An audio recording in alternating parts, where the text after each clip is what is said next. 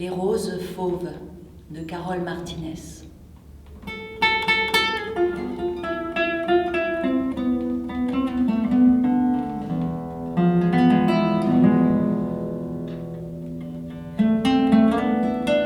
Des cœurs battent dans la chambre de Lola Cam, des cœurs de femmes mortes.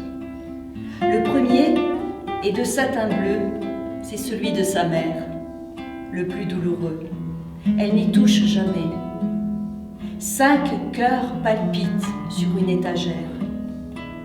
Le deuxième, celui de sa grand-mère Rosa, est un pré de velours traversé par un bourrelet de fil rose, doux comme une cicatrice. Lola le sort parfois pour le caresser, lui répéter la même phrase. Como el camino así de grande te quiero, Yaya Rosa. Le troisième, le plus réussi, est une œuvre de taffetas rouge, de fil noir, orange et bleu, un cœur nocturne en feu.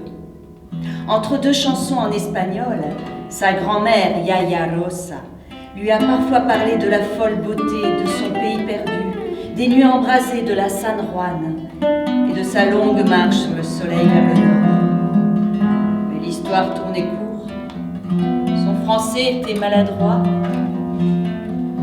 Les mots lui manquaient, et elle était si mauvaise conteuse que sa petite fille ne l'écoutait qu'à peine.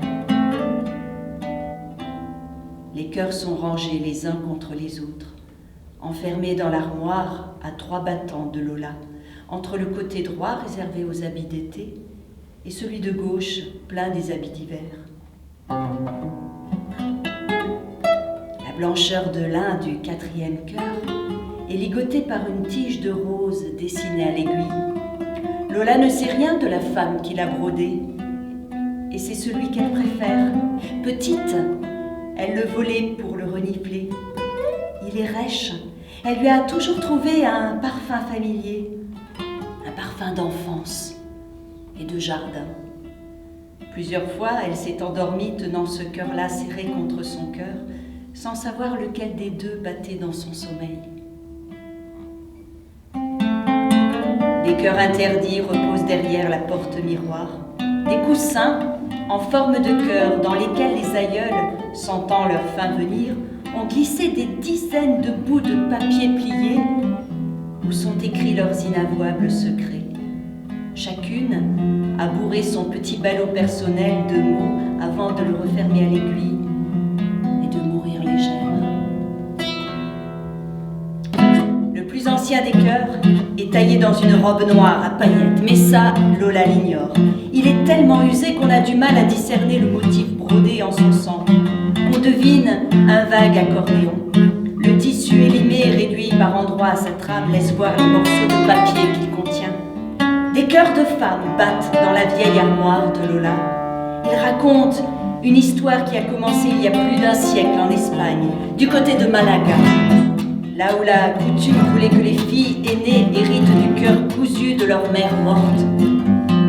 Les femmes de cette famille n'avaient pas grand-chose à s'offrir. Pas de terre, pas de maison, pas de bijoux, mais elles savaient toutes écrire. Elles s'enseignaient ça de mère en fille, et leur cœur débordait de secrets. Un cœur bien rempli est-il le signe d'une vie riche? Écrit-on davantage quand on a aimé, quand on a vécu intensément, quand on a voyagé?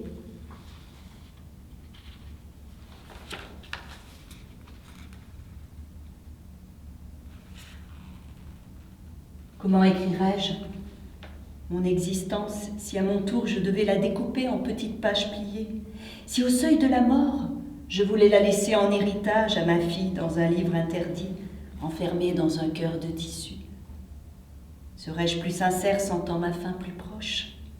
Comment écrit-on sa vie quand on touche à la mort tout en sachant que personne ne la lira? A-t-on envie de s'inventer une belle histoire avant de s'endormir pour de bon? S'autorise-t-on tous les mensonges ou au contraire? Essaye-t-on de coller au réel? Que choisit-on de raconter? Encore faudrait-il se souvenir. Lolade se demande si elle est faite de cette histoire familiale qu'ils contiennent et qu'elle ignore. Si le sang des fables coule de génération en génération. S'il nous irrigue de terreurs fauves et de peines qui ne nous appartiennent pas, mais qui agitent nos profondeurs. Sommes-nous écrits par ceux qui nous ont précédés?